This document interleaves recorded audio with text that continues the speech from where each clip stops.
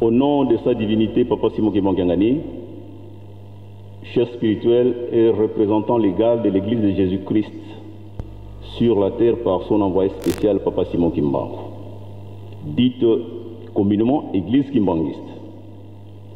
Nous avons donc un réel plaisir et une immense joie de vous souhaiter la bienvenue ici en Kamba, Nouvelle-Jérusalem, le berceau du kimbangisme, siège international de l'Église kimbangiste. À l'occasion, bien entendu, de votre visite officielle, telle qu'elle nous a été signifiée par un courrier,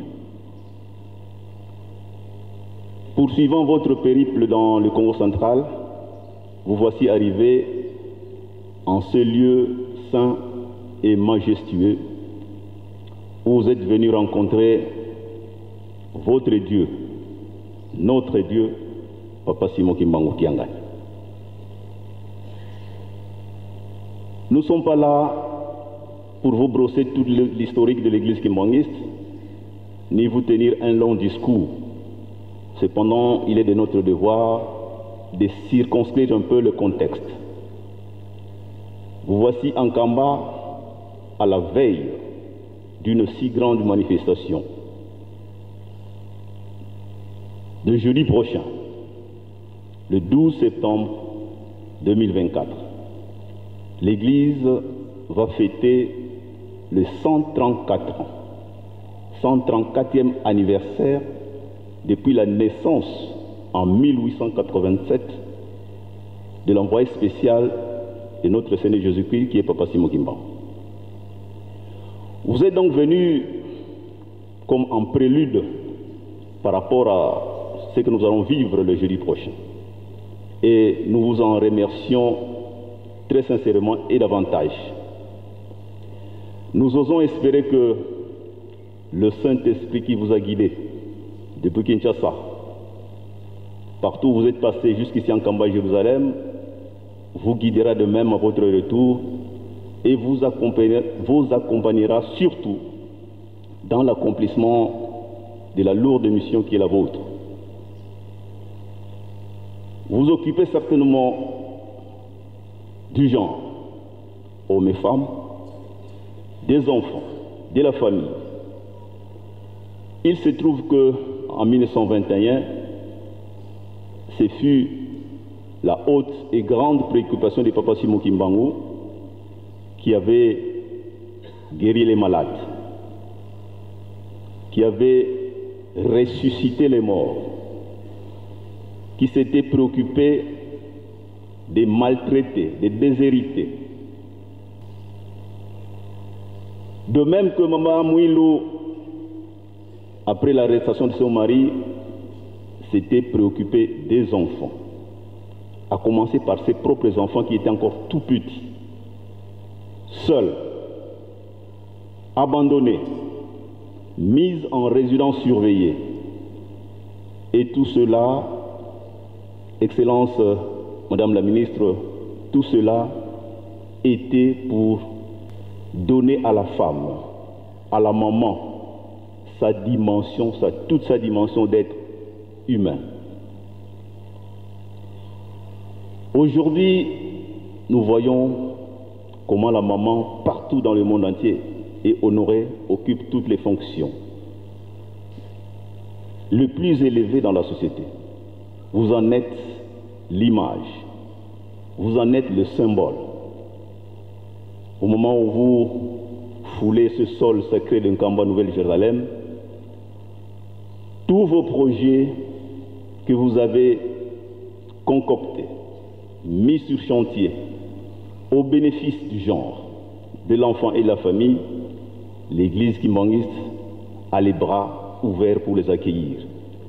Et demain s'ouvrira ici même en Kamba Nouvelle-Jérusalem, en Zanzabissadi, le lancement d'un orphelinat moderne, avec votre propre initiative que nous saluons très chaleureusement. Encore une fois, vous voici venus en Kamba sous l'égide de la première personnalité de l'État, qui est son Excellence, Monsieur le Président de la République, chef de l'État, Félix Antoine Tshisekedi Tshilombo, que nous aimerons en même temps que vous-même grandement honorer ici en Kamba, Nouvelle-Jérusalem. Voilà le court message que l'Église a voulu vous adresser à l'occasion de votre visite ici en Kamba. Encore une fois, nous vous remercions. Merci, papa et maman. Ceci dit, nous allons passer à la salutation de nos invités de marque. Avant d'y aller, sachez tout simplement que l'Église a dans son sein des services, des interfaces qui s'occupent des activités socio-économiques. Et c'est dans ce cadre de ces services, en collaboration avec l'Église bien entendu, qu'il nous est offert aujourd'hui cette grande visite de Maman la ministre du genre, famille et enfants. Nous avons ce qu'on appelle les OPHK, œuvres philanthropiques et humanitaires Kimbanguistes, qui nous a aidés, qui nous aident à nous occuper, nous aussi Kimbanguistes, des enfants, du genre, des papas et des mamans, de toutes conditions confondues. La délégation, la forte délégation qui accompagne son Excellence Madame la Ministre, nous allons les appeler et nous les inviterons à bien vouloir se lever afin que nous puissions les saluer. Il s'agit donc de Monsieur Mouké Moukania Martin Roger, qui est le directeur du cabinet adjoint.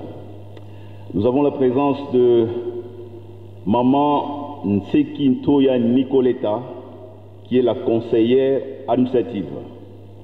Nous avons la présence de M. Landou Mayamba Nzama Hervé, qui est le conseiller enfant. Nous avons la présence de M. Kindambou Thierry, chargé des missions.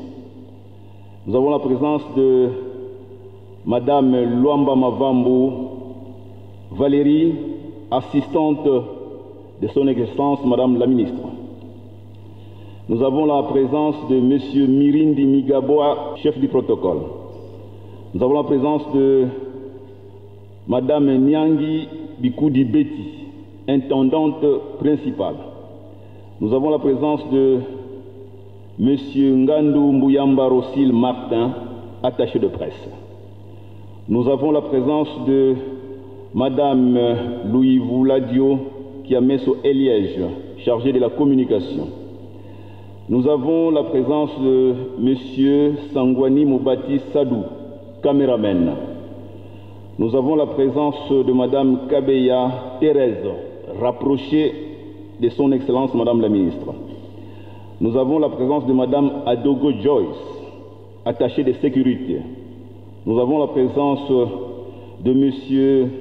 Selekene Mouyawa Damas, chauffeur de son Excellence Madame la Ministre. Et nous avons enfin la présence de M. Moussoko Clément, qui est chauffeur également. Musique, veuillez vous lever tous ensemble.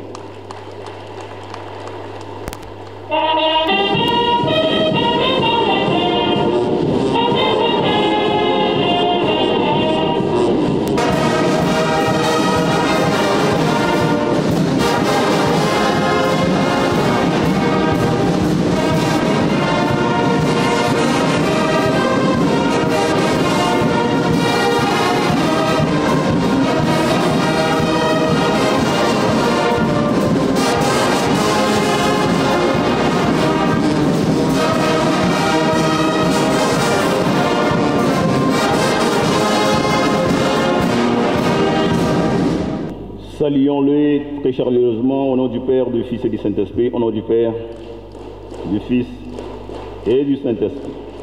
Veuillez vous asseoir, s'il vous plaît. Enfin, nous allons atterrir de côté de Misa Mokonzi Nabiso, Oya Talaka, Makambo ya genre, c'est-à-dire que genre humain tel que nous sommes là, papa et maman.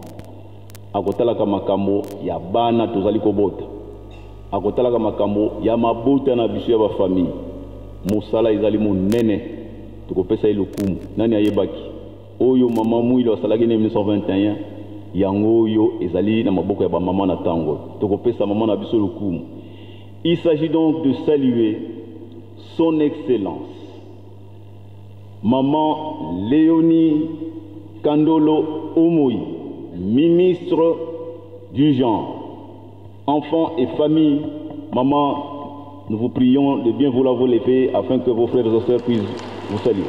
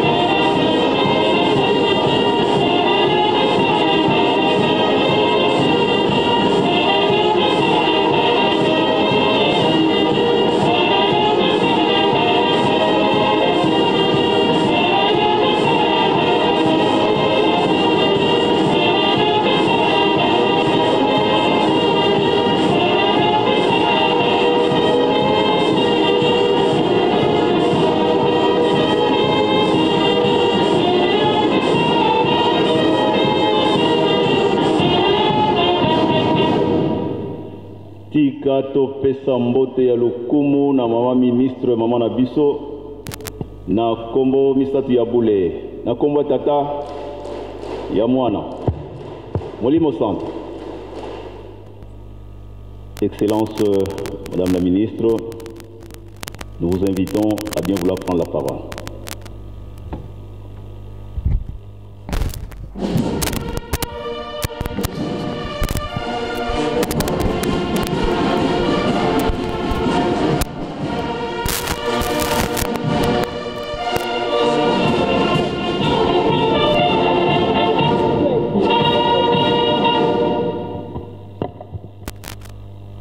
Mes frères et sœurs, Patata Naba Mama, Église Nyoso, ya Papa Simon Kimbangu, Mbote Nabino. C'est pour moi un grand honneur d'être reçu avec, je ne peux même pas dire ce que je ressens, tellement mon émotion est forte par l'accueil chaleureux que vous m'avez fait.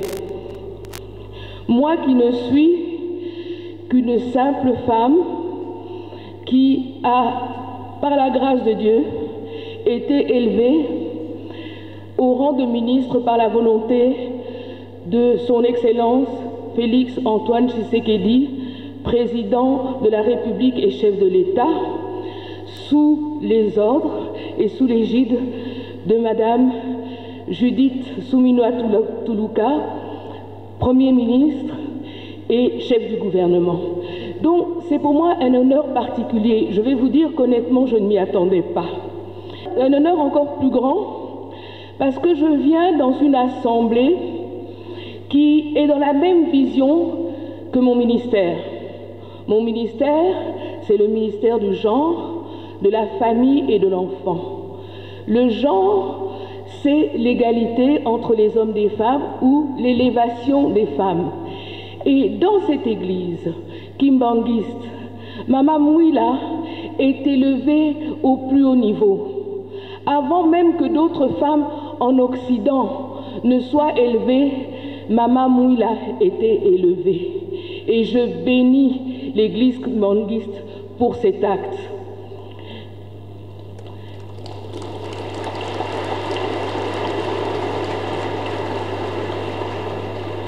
Mon ministère prône également la famille et les valeurs familiales, qui sont le respect des aînés, l'éducation, la transmission des valeurs familiales et ancestrales, parce que bien souvent, depuis que l'Occident nous a, on va dire, civilisés, on pensait que nos valeurs africaines n'étaient pas de vraies valeurs.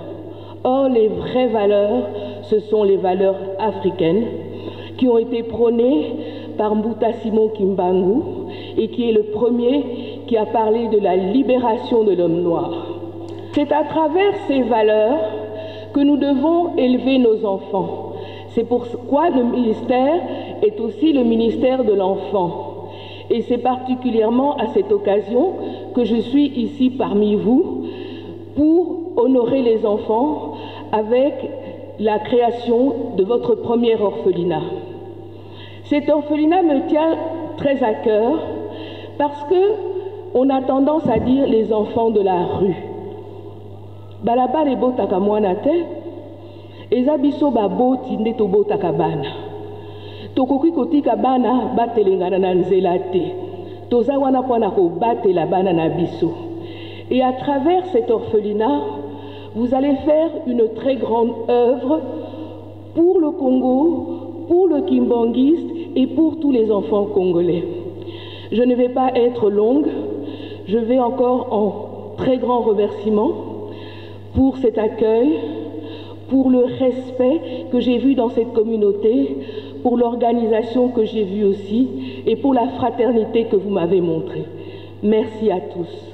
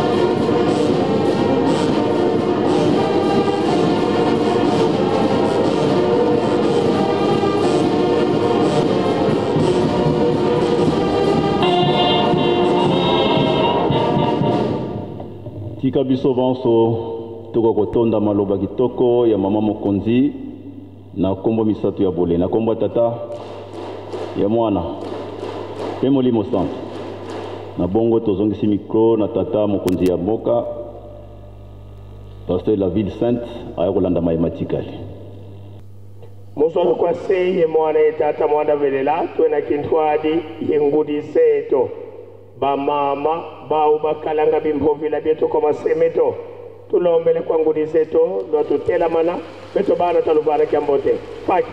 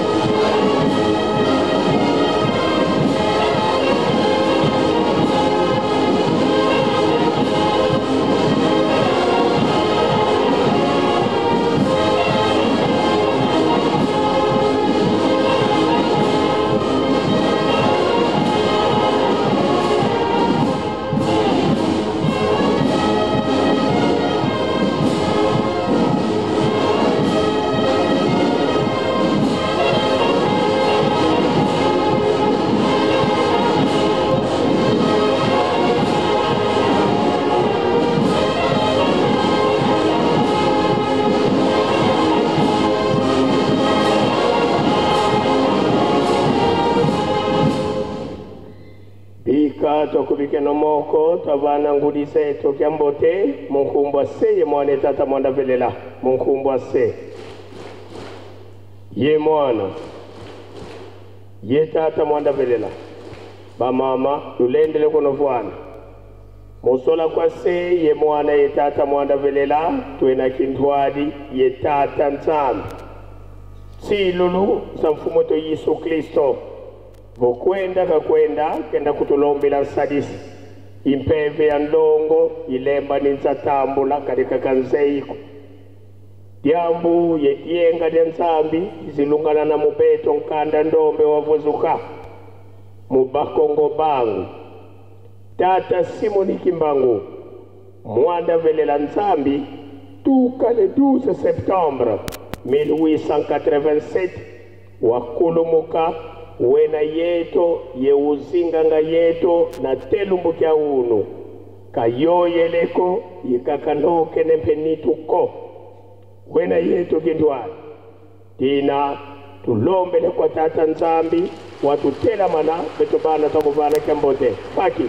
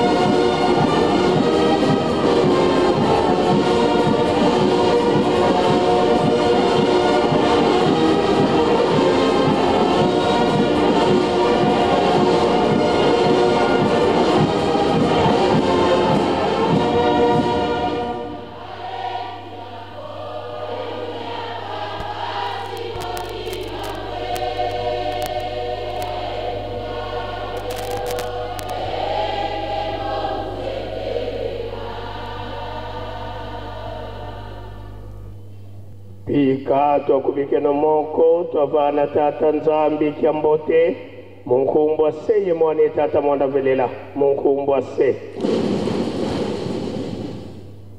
ye mwana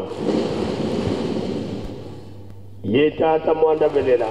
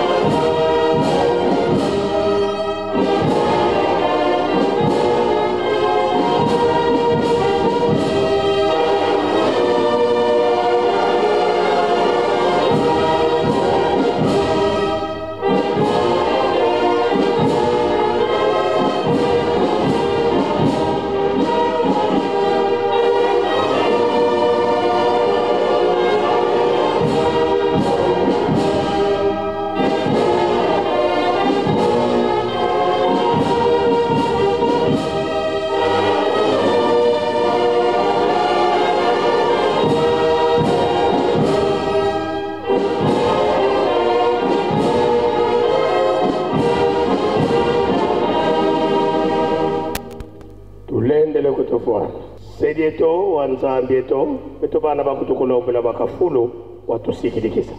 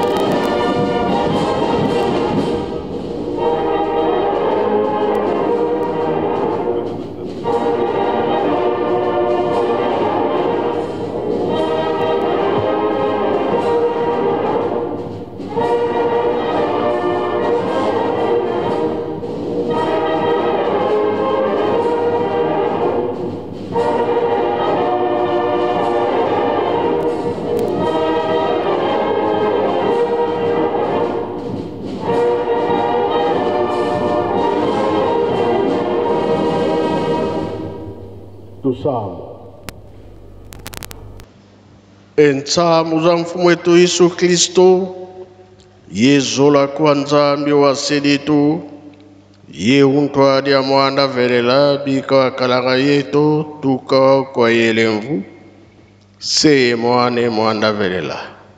Amen. Nakombo tata mwana pe tata mulimo santo. Tolanda ki mate na biso. Mama pasteur mutate ya kibiso abandela ki na banzebo ba Yuda akena mibeko mikanda na ye ya suka toyoki tobomba tosalela pona mokolo wana tobika batata batikelaki biso makambo misato bolingo mibeko pe misala mibeko ya liboso ya lingomba tosaleta lelo yo kolo Yesu akakami banda bakangaki ye kaka na maboko ya basoda te mukolo na ye aliwa basoda bazaki wana batemoin Tata Simo Kimbango à Kangame. Bosso Botami le 12 septembre. Le 12 septembre, Moussous Ayeko Kangama, Ayoko Kangela in Ankam. Banatangwa na Kenakina Banzaru, Kakana Maboko Basodati, Lubumbashi Sikanyo Sazareki. Di Liwana ye. Na 48, Koloye so alubina ye, na monike okoki, tikakaga, okoki simokan. Ye alobite. Tu yokanaki 30 ans, na kokisakaka 30 ans. Na 51, le 3 octobre, à Koksa 30 ans. Le 4 octobre, de Abimakina Boloko. Mutute Mutabimsaki, Yemoko. De Ayako Kufa, le 12 octobre. Kolak c'est que, Basoda, Bazali Batémoa. Donc, Toloba l'État. Tout ça, si Koyo na Sanza, il y a 7 ans. Tu y arrives à maman, ministre aye, les kamona simbi na motema. Aye kosa musala na ye, na kamba, kuna na sanza bisadi. Alors il peut bien. Balabala abotaka bana te. Biso batunde to botaka bana. L'État bossa les bisoté, et ça les camarades malins. Oui, quand on a vu jeudi, le 12 septembre, l'État peut envoyer, peut envoyer. Toroyoka makambo o baroya nao. Batika kabisote. O batali li kamonaye non. Ayaki kote ya mokili. Batémoigner salao ya salaki. Biso mpe tolobi tosa l'État. Tozana likambo tokendaka mbango na État. Bango nde basiniaka batalaka makambo na biso. Yango esalamaki na ntango babelge. Bamena enquête na bango ti suka. Balobi lingomba ya Tata Simo Kimbango ebanda kosambela. Ezalaki le 24 décembre 59. Na bango misatu ba papa Solokele papa Charles bamemeli asigné ya lubité. Kende na mokoto na papa Fumalon papa de Angena. Bakena mokoto papa lubité Nkamba papa de Alonga na Salomo. Deba yaki awa papa de Alonga na signé. Makambo nyonso ya lingomba mutaza kosigné papa de Alonga.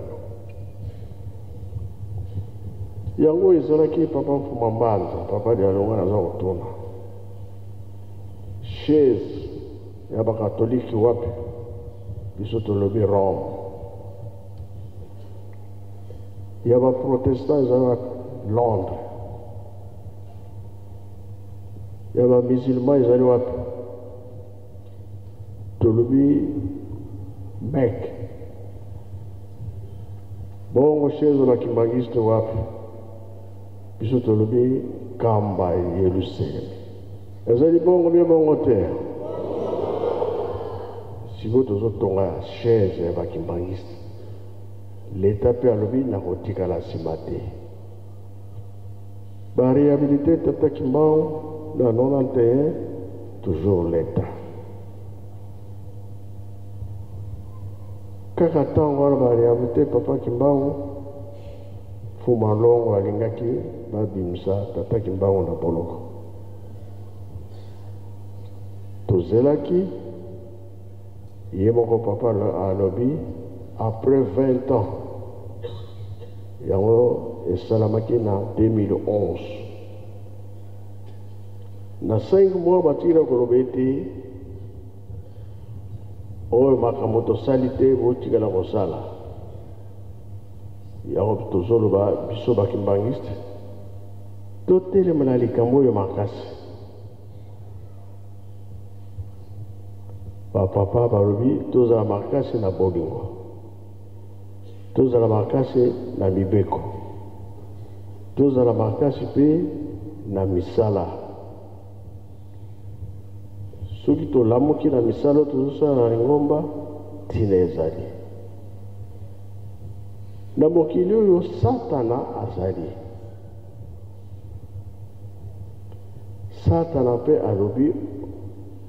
Makamoni en son gaïté.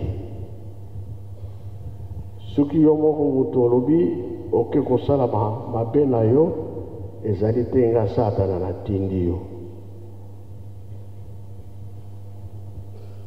Déclaration à satana, yango a kominango. Ma bébé l'équiming.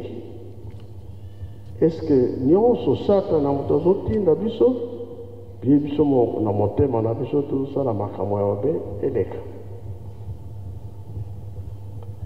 biso to yibike 4e génération Ezaya Suka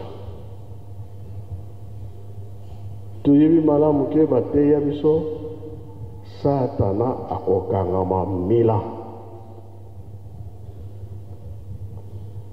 Papa Kabemba yo zali pasteur tolingi toyoka soki Satana akokangama mila nini ekozala na suka soki mila ekoki nini ekosengela sokozala jeteki Satana abima kende na yo Satana akende be akende te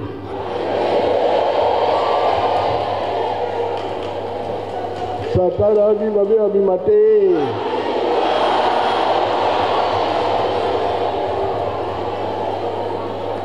oyo tango ya bana nzambe me Satana pe aza na kati na biso balamu abima kende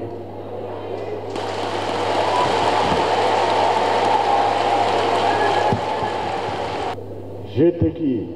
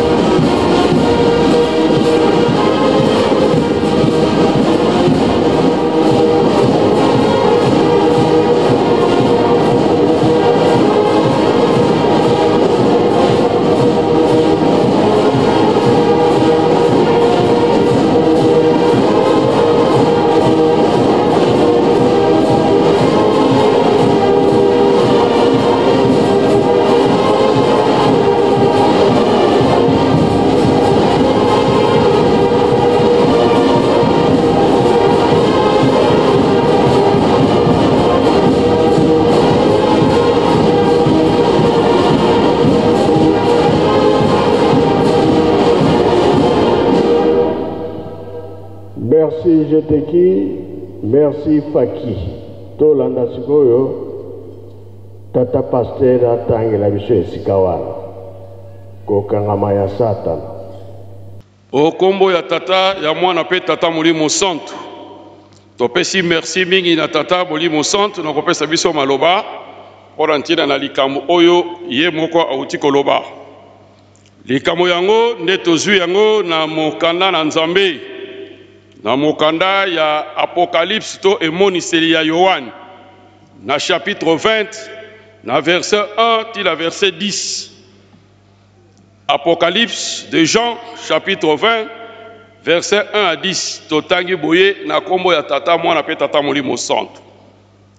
Satana akangami bilanga nkoto. Namonaki mwanje kokita na likolo, ajalaki na lifongola na libulu mojino, na minyololo monene na loboko na ye, asimbi dalagona ye nyoka yango na kalakala oyo ajali motemeli Satana, mpe akangi ye na monyololo mbula nkoto, abwaki ye na libulu mojindo, ajipi yango, mpe atie elembo likolo na yango, na ntina ete ajimbisa mabota lisusu te, kino nsuka na mbula yango nkoto, na nsima na yango ekokoka na ye kokangwa mwa ntango moke. Namoni kiti na bokonzi mingi, mpe ba oyo bavandi na yango, mpe nguya na kosambisa epesameli bango. Namoni mpe milimu na bango basili kokata mankingo mpona litatoli na Yesu, mpe mpona liloba na Nzambe, ba oyo baboyaki kosambela nyama na ekeko na ye, mpe kokamata elembo yango na bilongi na bango, mpe na maboko na bango. Bajalaki na bomoi, mpe bajalaki bakonzi mbula nkoto esika moko na Kristo. Bakufi oyo batikalaki bajali na bomoi liboso na nsuka na mbula yango nkoto te, oyo lisekwa na liboso. Ba oyo babimi na lisekwa na liboso bajali na esengo, mpe bajali basantu. Kufa na mibale ejali na nguya likolo na bango te, kasi bakojala banganga na Nzambe mpe na Kristo, bakojala bakonzi esika moko na ye mbula nkoto.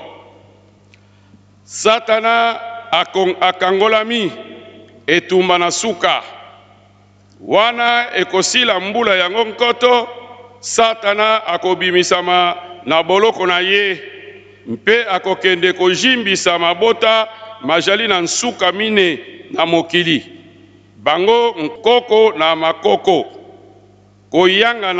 koyanganisa bango mpona etumba yango, motuya na bango lokola jelu na ebale. Balekaki kati na monene na mokili, mpe bajingaki molako na bapwetwi na mboka elingami. To ebimi na likolo mpe esilisi bango. Satana mojimbisi na bango abwakami na libeke na moto na sufulu, kuna ejali nyama na mosakoli na lokuta, bakoyokisa mapasi butu moi, libela na libela. La kombo na tata na mwana mpe Molimo Santo. La kombo na tata na mwana mpe tata Molimo Santo. Na lotomo ya tata mokonzi ya bule apesi biso esika oyo pote toko kotanga. Totangi yango tolobi na Apocalypse chapitre 20 verset 1 à 10. Emoniseli ezali mokanda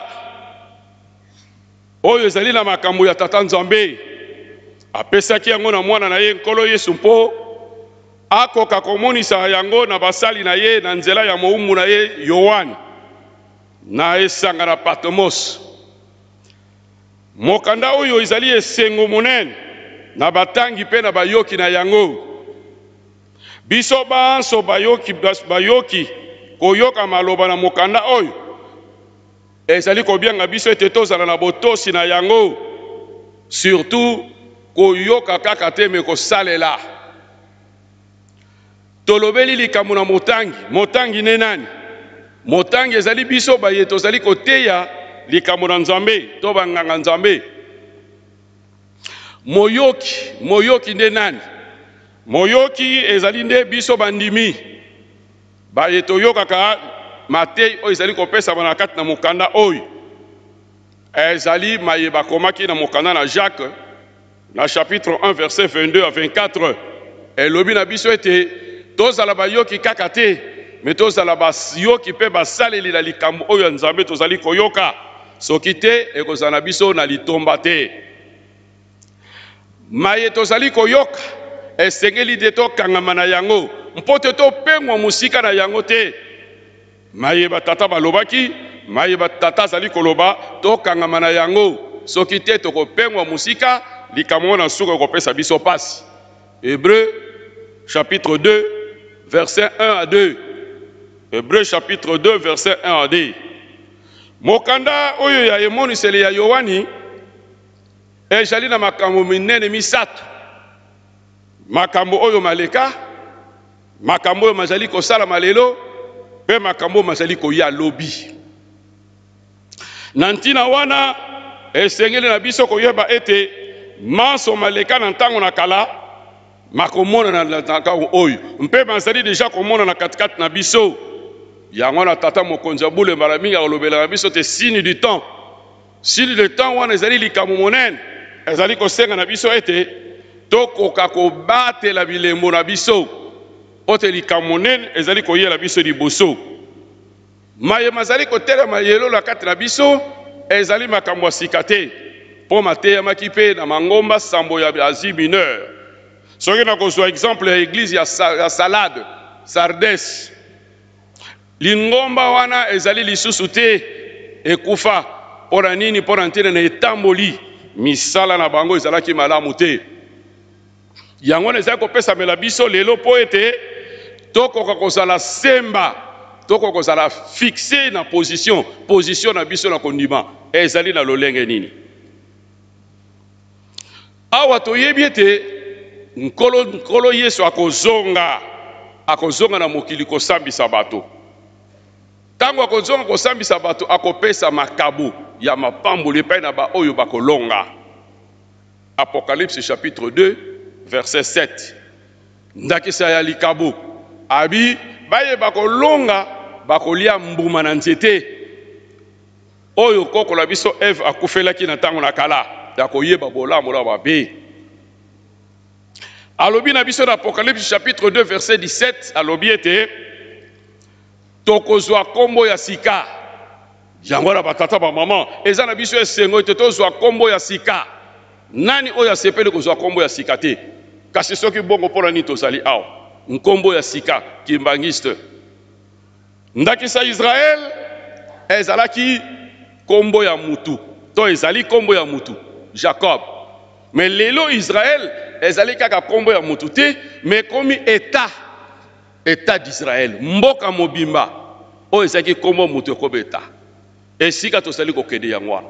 Kasi lokola lelo soki tosepeli kota kozwa kombo ya sika te esika tozali kokende nde yango wana bongo tokokimela wapi? Soki ekomi état kimbangiste tokokimela wapi? Tata apesaki biso Apocalypse chapitre 20 verset 1 à 2 kola balobi ete Satana akokangama pendant mbula koto to 1000 ans. Ye Satana azali nani? Ndenge bapesi na chapitre 20 soki poke kotanga na chapitre 12 na verset 9 bapesi balobi ezali dragon nyoka ya kalakala oyo akoyisaki koko na biso na kati na Edeni. Elaka esila kopesama ete mikolo ekoya nyoka wana akokangama mibu nkama. Tokiti kotanga kona balobi sima ya mibu nkama akofungwama lisusu mpo ete abebisa koleka na mokili mobimba. Kasi balobi akolonga kaka te. Batata ba mama tozali koyoka ntongo pokwa papa soki azwi maloba azali kotinda biso ete tozala makasi na mabondeli ezali likambo ya liseki te kozala makasi na mabondeli tala likambo monene oyo balobi na biso ete satana akokangama nsima mibu nkama akofungwa mibu nkoto moko akofungwama lisusu mpo akoka kobebisa lisusu mpo tolonga na likambo wana esengeli mabondeli ezala makasi soki akangama libela mpo te molimo santo ye nde moto ye na nguya ya kobongola esika oyo yalingi kokomisa yango akomisa yango batata bamama na ntango tozalaki bilenge tozalaki na balongi je crois bien liyangani moko ezalaki ya batambusi na kati na centre d'accueil bambuta bazali bayebi yango papa représentant provincial ya ville ya Kinshasa papa Ntsumbu Ndompetelo atuni ayebisi papa Mfumalongo ete papa namoni faute monene eza na kati na mokanda na Nzambe papa Mfumalongo akamwe abi papa Ntsumbu omoni penza faute na kati ya Bible papa namoni faute na kati ya Bible papa lobi okolakisa nga yango papa Ntsumbu azwi mokanda Bible atangi chapitre oyo lelo le chapitre 20 Apocalypse chapitre 20 verset 10 atangi yango alobi na papa te papa tango papa yoki yango papa atali yango papa aseki lelo lisusu tata molimo santo apesi biso chapitre wana papa alobi na ye soki oyebisaki ngai likambo wana te olingaki kozonga mabe me ye alobi te papa est-ce que ezali mbeba te mutu oyo asili kobebisa pendant ntango molai bongo lelo bo akangi ye po aza mobebisi sika botika ye lisusu est-ce que papa bomoni te ezali mbeba maye papa alobaki baye tozalaki na ntango na bayebi yango me lelo mokanda yango epesa bili biso lisusu biso bandimi soki tokolelela papa ete papa ata yo moko satana oyo asali mabe papa bokangi ye botie na boloko tosepeli mbula nkoto na mpasi oyo amonisi biso bongo papa botika ye lisusu ekosala ndenge nini na nkanda oyo asali 1000 ans ntango akobima akosala biso nini bongo papa bino boyaki mpo na biso te papa tikaki bino mpona kobikisa biso te mpona kosunga biso te kokomisa biso papa soki bokotika biso susu likambo wana ekozala mwa pasi ye satana asalaki nyonso oyo akoki kosala awa okangi ye botie na boloko ntango bokobimisa ye mosala nini atikalaki nango mpo aya kosala parceke nyonso asi asalaki deja asi abebisaki yango na tata botala biso likambo wana kasi biso bandimi bayeba oyo bazali kobundela bitumba wana eloko nini biso tozali kosala Exode 20 elobi na biso banda verset 1 tina verset 7 ngai nde nzambe na bino na mokili na Ejipito bozala na nzambe mosusu te bosambela ye susu te bogumamela ye te batata bamama mosala nyonso wana biso na Egypte tosalaki yango me tobimaki na bowumbu te me lelo tobimi na bowumbu na nguya ya nzambe me tozali kozongela lisusu kosala mosala oyo tomonelaki mpasi na kati na Ejipito yango wana le 4 octobre tolandi tata mokonzi ya bule ndenge alobi na 1951 papa Simon Kimbangu abimaki na boloko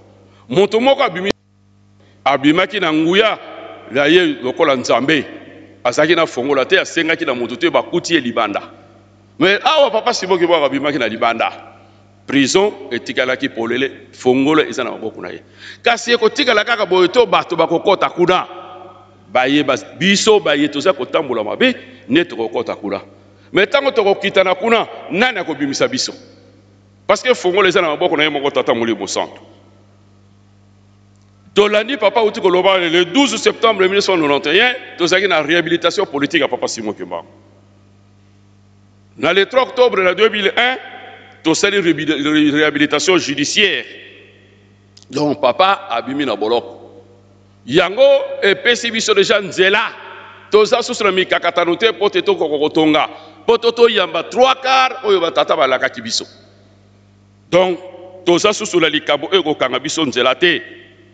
Yango wana batata bamama na toli tozali kopesana ete na ntango tozali komilengela mpo na kotonga Yelusalemi, masano ezala te ndenge tolobaka blaga pa mpo na ntina kotonga Yelusalemi.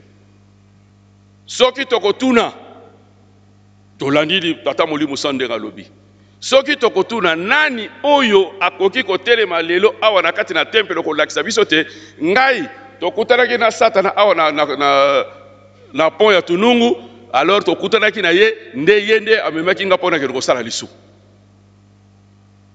Nani ako confirme biso likambo wana te yende kosala kutanaka ntango nyonso na ye nde atindaka kende kosala masumu. Ezali bongo te. Satana déclaré te biso bandimi tokomi lokuta tozali kokweya na masumu na ntongo na volonté na biso ezali kasi tozali kokosa te Satana moto akokisi biso. Satana asali déclaration liboso na Nzambe ke tozali kokosela ye makambo mingi. Moto asali lisumu na ye alobi ke Satana moto akosi ngai. Tokotala na Jacques chapitre 1 verset 13 à 14. Jacques chapitre 1 verset 13 à 14 abi Nzambe pe atantaka na ye mutu te pote Nzambe batantaka ye te. Soki mutu akweyi na lisumu ezali nde volonté na ye yango nde etindi ye akweya na lisumu. Tango papa Diangeli asalaki mobembo na Kisangani, nzembo ebimaki. Satana lobi alembi bakabola na Nzambe. Nzambe azwa bao ya ye atia bango elembo, ye pe azwa bao ya ye akufa na bango na lifelo. Kasi papa lobi Satana akelaki eloko te, asalaki eloko te, azali na droit ya kozwa bana na ye te, mpote akoka kokende na bango na lifelo. Yango na papa salisi biso b'exercice ebele amkatisi biso ekulusu batata batumboli maboko tokoti retraite tokoti soirée spirituelle tozala ngo lelo na ntongo mibeko na midine moko na mpoko mibeko b'exercice nona ezalaki mpo te komisa biso pepele mpo ete mokolo atokende matabisi te batata bamama tokendeke na zandu tomonaka eloko babengi matabisi ezalaka penza eloko moko ya mutuya te eza eloko moko apamba osombi eloko kilo ya ngombe bazwi mwa mikwa mibale misatu batie likolo ya tabisi. Donc biso batu minene biso batu nkolo amonelaki pasi tokende matabisi na Satana ezali malamu te. Batata bamama mardi nakoliki ezalaki le 27 août na 2024 awa tosololaki mingi na Nzambe liboso ya résidence na suka aye kopesa biso lycée ya Maseka Dzomi na Matthieu chapitre 25. Kuna atuni biso soki minda na biso ezali na pétrole pe ezali kopela pe atobi na biso te est-ce que réserve pe ya pétrole tobemi toza na yango bakobeta ngonga te po bayebisa biso ne tobetaka ngonga ndako ya Nzambe ya liboso ya mibale ke ndako ya Nzambe bandi bakobeta ngonga te po bayebisa biso ete Satana akangami bakobeta pe ngonga te po bayebisa biso ete Satana afungwami kasi batata bamama tozala bato na mayele nyonso wana tokolonga ngo mpo na ntina na losambo biso tango tokweyaki nkolo asungaki biso tokoma bikelemu ya sika nouvelle créature 2 Corinthiens chapitre 5 verset 17. Mais tozali kokweya lisusu mpo na nini biso tokomi bikelemu ya sika yango wana esenge na biso tozala solosolo batosi ya liloba na Nzambe tolingi te Nzambe mokolo naloba te nasali mosala mpamba kati na bino ndenge bakomi ngo na Galate chapitre 4 verset 1 à 11. Yango na batata bamama soki tina lelo nani toyebi nkombo na Nzambe te toyebi tata na biso te ngonga ezali lisusu te tosala makasi tokokoyeba nkombo ya Nzambe na biso tokokoyeba tata na biso. Yango na apôtre Paul alobi tata bozala batata nkama mais bozali na tata moko na molimo ezali papa Siboki moko yangani ye moto aboti biso na molimo esengeli toyeba ye pe toyeba adresse na ye tokokosalela ye. 1 Corinthiens chapitre 4 verset 14 à 15.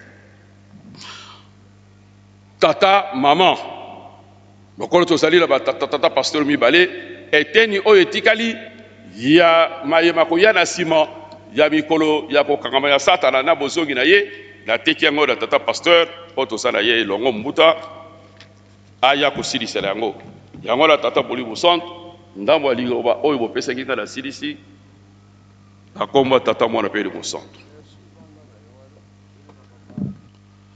Na nkombo na Nzambe tata mwana tata Bolibo Centre. Merci Nzambe pe tata na ngai papa Simon Kimbangu kianga na maloba yo pesi na ngai na loba. Na kote ya te banaza kolakisa kaka mabomba mi oyo na yokaki na tina na likamu monene oyo ebimisami na mokolo mwa lelo. Moto na epesamelaki papa Diange na kuntima. Papa, Lucifer na likolo azalaki na nguya me abebisaki. Metango okitisi ye na sepo na nino longolaki oyo ezalaki na kati na yete mokili oyo biso tozali me toza na kimia. Réponse ya papa Diangenda. Likolo ezali petwa. Tango ya sali lolendo tata Nzambe azwi décision akokitisa ye na se. Nguya pe makambo nyonso ezalaki na ye ekomaki ya mabe. Yango wana akamatamaki kombo Satana. E nguya to makambo ezalaki na ye ekokaki lisusu kotikala kuna na likolo te po likolo ezali petwa eloko mabe ekoki kozala na esika wana te. Yango wana akweyisamaki na se na makambo na ye nyonso. Yango wana réponse ya liboso. Sika boye nkolo Yesu ayaki na se. Koya na nkolo Yesu na kati na mokili alongaki Satana. Mais a détruire yete. Yango wana Satan après nkolo Yesu aza ko continuer kosala mosala. Mbeba ezali koya na kati ya mokili pe. Tikino na tango oyo tata Molimo mon centre aye mission na ye double. Kolonga Satana ndenge nkolo Yesu alongaki mais ko détruire ye. Yango wana ndenge ekomami awa batangi biso, c'est-à-dire ko bwakama na kati na moto ya libela. D'abord kolonga ye et puis ko détruire ye. Batata ba mama tokomi na tango moko ya suka. Période oyo biso tozali ya 1000 ans biso tozali kokende toza kokota na règne du Christ. Ezali des changements monene ezali kosalema, mais ce n'est pas la fin du monde. La fin du monde yango nde papa pasteur alobi kunande ekokenda kozala le jugement dernier et la destruction de Lucifer na bato na ye nyonso. Pona kokenda musika mingi te tango biso tokomaki na période ya 5 mois awa na 1989 na période ya 5 mois. Na période oyo ya 5 mois, na 1988, na badi wana na 1988, le 22 mars, tozalaki na centre. 70e anniversaire ya Papa Diangenda. Papa Diangenda ayebisi biso na dîner sika biso tozalaki alobi na tongo ya lelo Papa Simon Kimbangu alekaki alobi nanga Joseph okokisi mbula toko sam. C'était sa façon à lui, il a dit ça en français, c'était sa façon à lui de me souhaiter bon anniversaire. après cette déclaration, moi, Kassalobi, aujourd'hui, je tourne une nouvelle page de l'histoire. Tango akenaki kuna na Kisangani, déclaration Lucifer akenaki kosala. Alobi tango nangai ekoki nguya nangai ezali kosila to kabola. Tia ya yo elembo, ngana tia ya ngai elembo to kabola. Et tango tokomaki le 30 juin, Papa Diangenda a fait sa réponse à l'objet Satan salaki motute. Naza ko récupérer batunanga nyos. Lucifer a lobby en bon.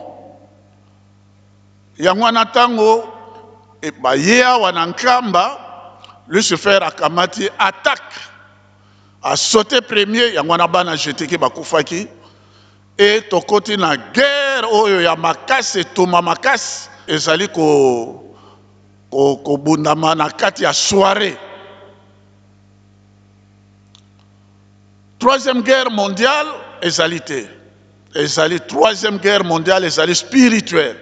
Première guerre mondiale, deuxième guerre mondiale, troisième guerre mondiale ezali spirituelle. Et toma makasi pe ya suka. Batata ba maman, j'ai dit dans 5 mois, Papa Diangenda, pa photo ezali wana bango misato. Papa Kisolokele, Papa Dialungana, Papa Diangenda, okomona bavani na ban na place ya hélicoptère wana. Papa aye koyebisa biso. Alobi boyebi makambo nini ezalaki koleka wana tobite.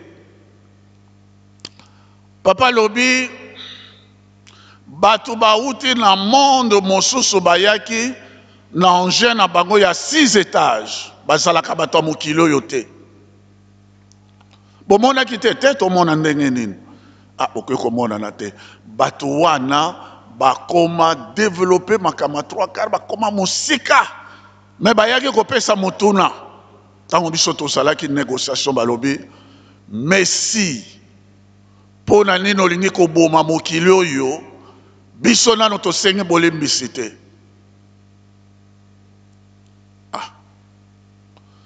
Finalement bapapa balobi biso nano tokosenga bolembisi awa.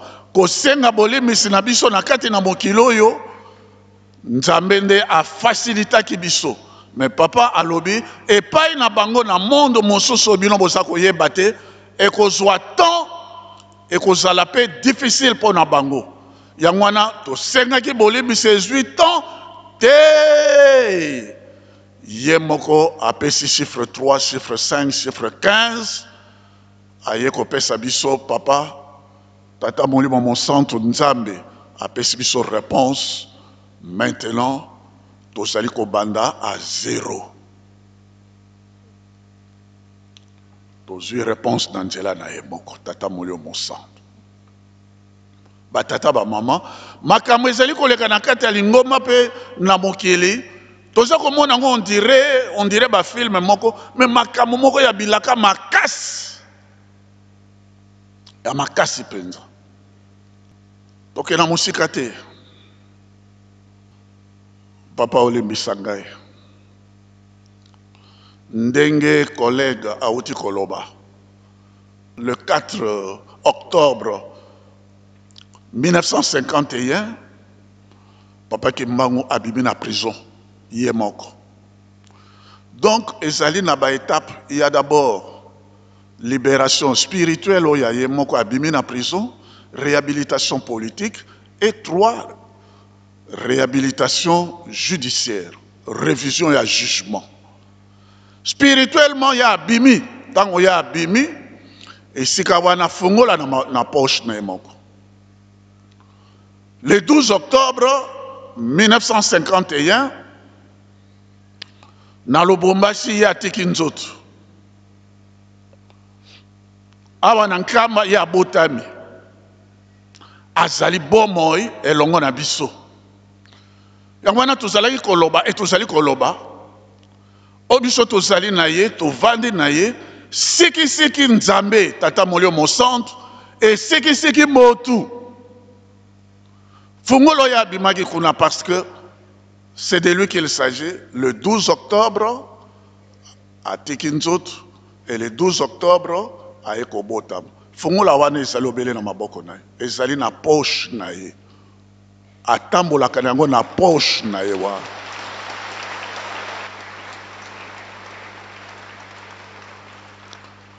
Fungola wana ezali na poche na ye pe atambolaka na yango. Papa olembisa ngai. Na memaki ambassadeur ya Union européenne. Na ambassadeur ya Union africaine. Ambassadeur Union européenne azali chrétien. C'est un belge. Yé azali chrétien. Ambassadeur ya Union africaine aza musulman. Na memi bango. Bref. Nazalaki na kati ya audience wana. Olembisa ngai pardon papa. Olembisa ngai vraiment. Na kati ya audience wana. Ambassadeur de l'Union européenne a posé problème naïe, c'était le 24, j'aime toujours être précis, c'est là que le 25 novembre 2018, voilà, précision. Na kati audience wana a posé problème naïe, et ça l'audience à mon conduit, je ne peux pas donner des détails audience.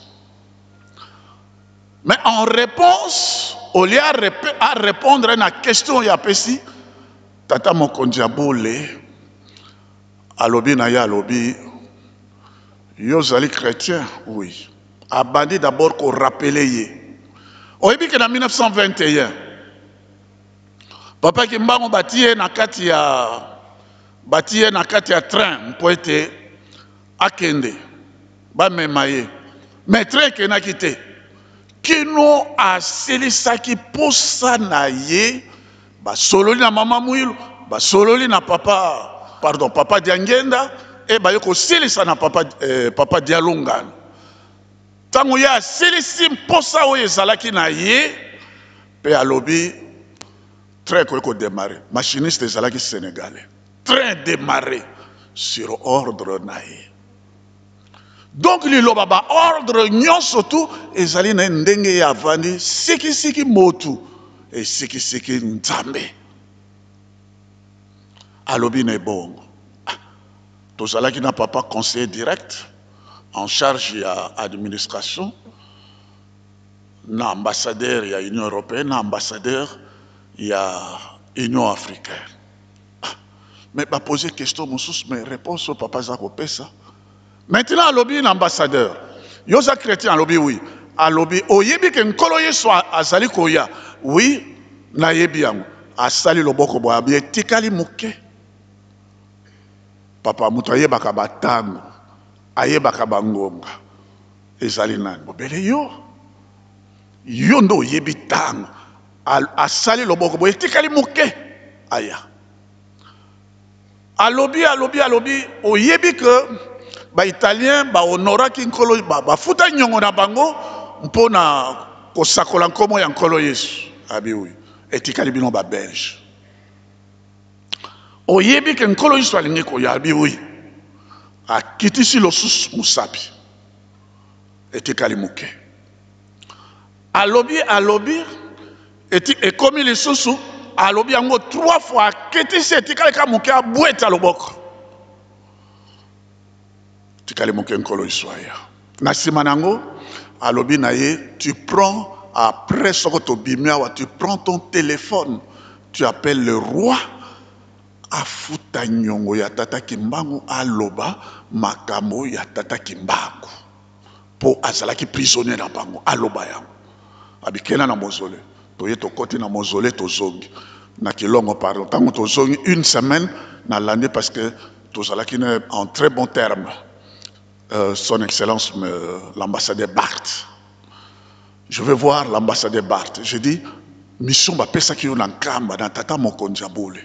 Est-ce que yo so sali yango abi non, zela nano toko bongisa, bongo toko kenela yo kuna tokena ko yebisa rwanga bi te.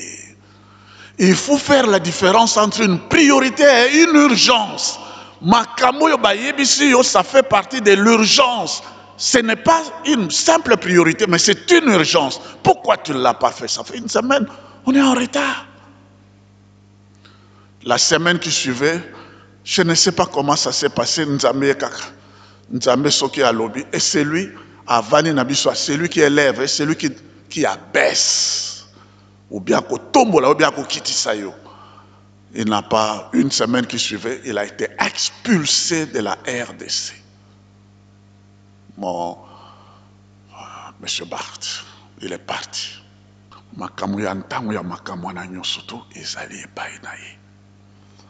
Maintenant, na posé qui question, ba précision nazali kopesa, nazote yate. Na tuna ki na papa dialonga na kiangani. Salomon, azoyo kangai. Pona lingi nazala pe na nyongote. Papa, yosa mayele. Azotalangai. C'était le 11 septembre 1991 à Kinshasa, Nandakwa Papa Kulutu, la veille à réhabilitation, il y a Papa Simon Kimbangu. Le 12 septembre. Le 12 septembre, wana, Nzambe a fait une grâce, nazali encore vivant, Ngande Moutonate yaki na centre d'accueil.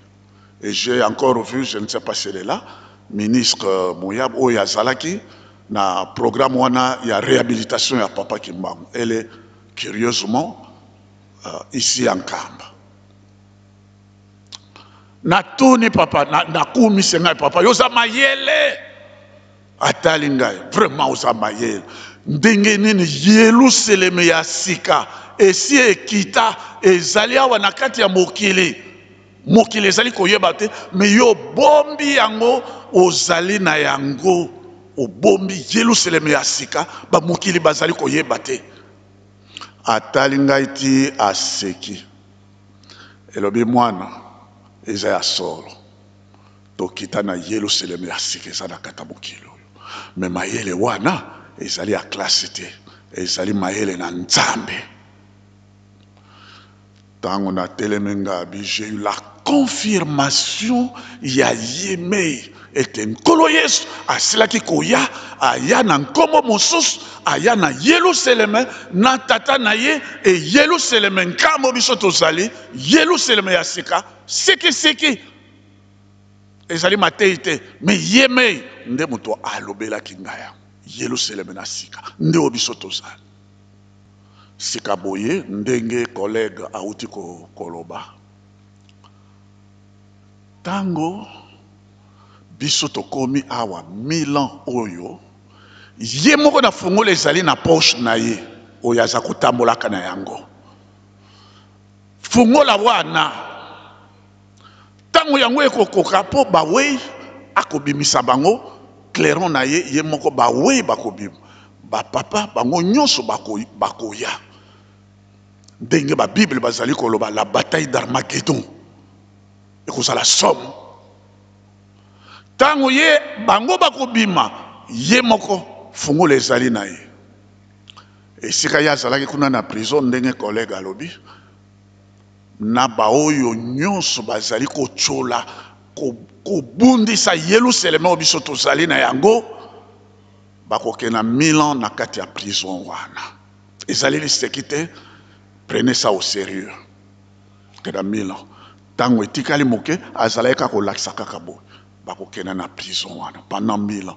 Et 1000 ans oyo pona nini parce que ba centre bato yo nyonso to ba yenge bene oyo nyonso to na première résurrection ba oyo bakoya na biso ndenge Saint Paul alobaki yango na 1 Corinthiens chapitre 15 verset 50 à 51 nous ne mourrons pas tous mais tous, à un certain moment, toko sala nini, toko changer, toko latisa manjoto, oyo mosus, Saint Paul a fait cette révélation.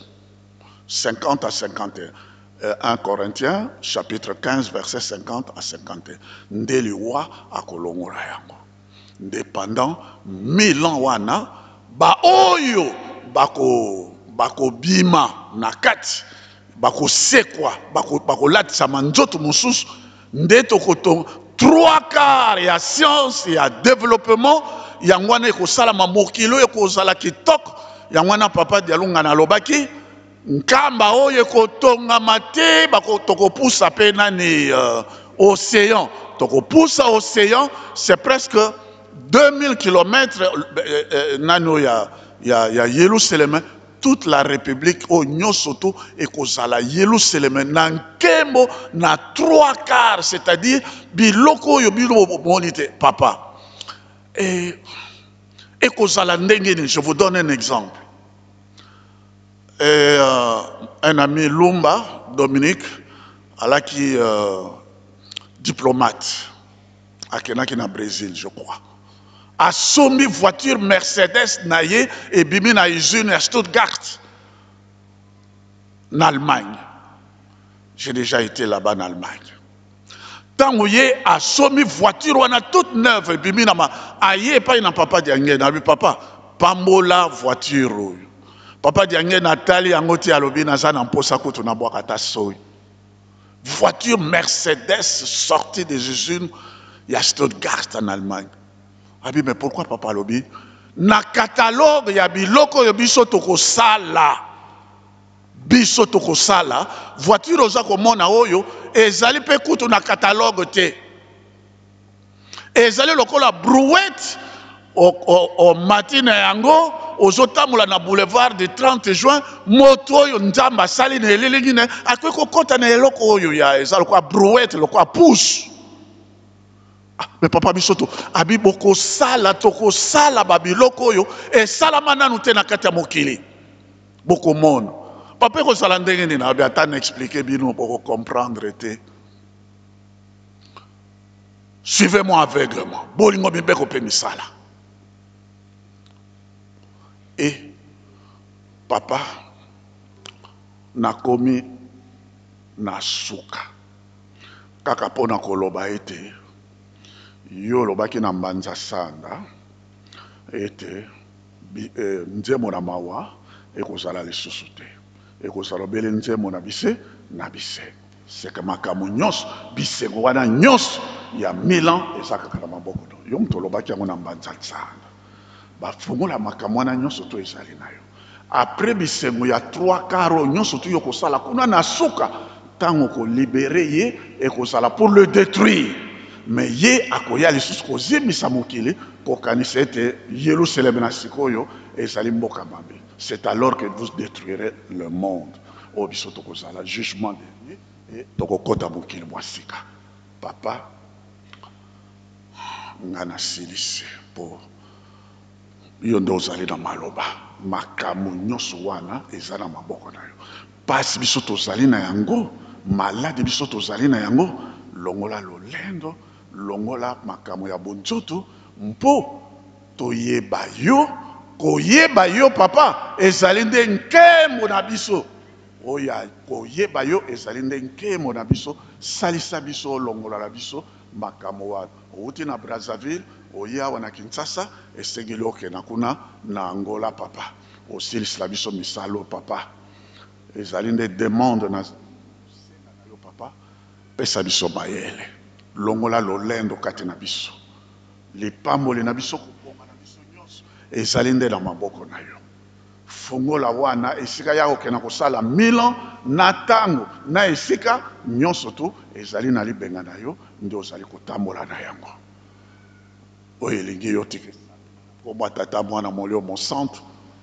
Amen.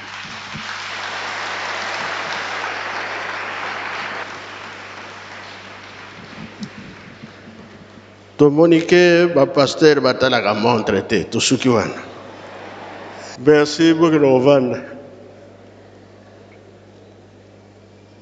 Bisonio sotoyoki tolandi 1000 ans ya Satan. Batata batikali kosala manso. Batata batiko lakisa biso manso. Bango balobaki oyo etikali totikala kosala yango me bakale ezali ebele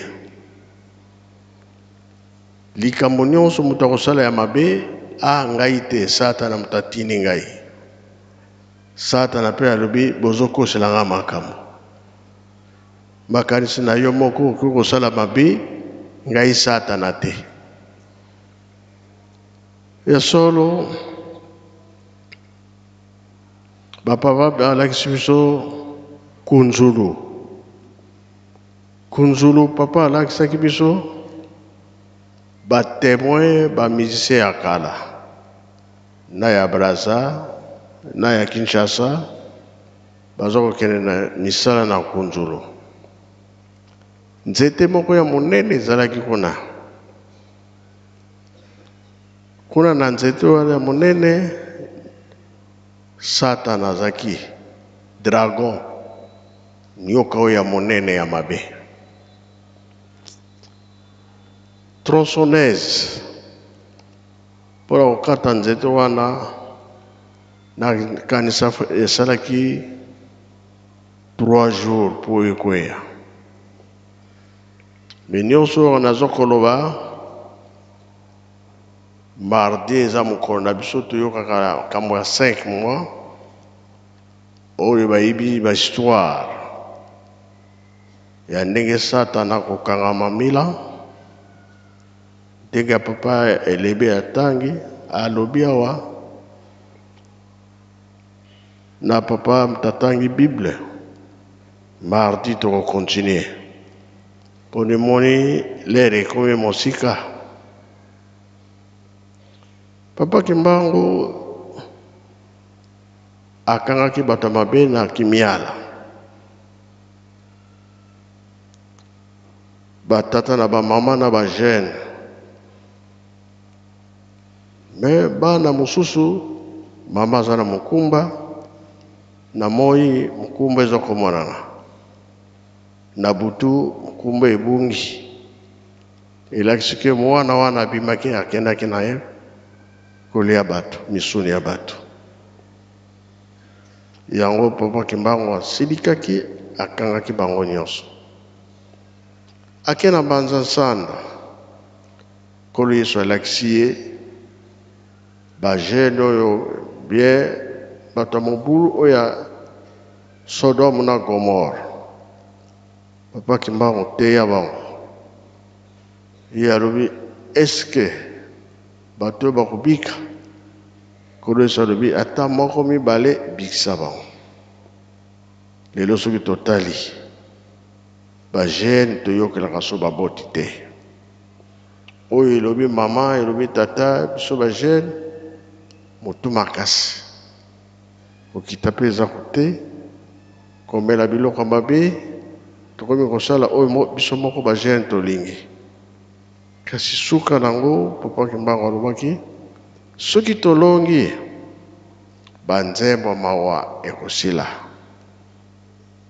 Maya misu pe tokotangisa lisusu te. Banzembo mawa esila be esila te.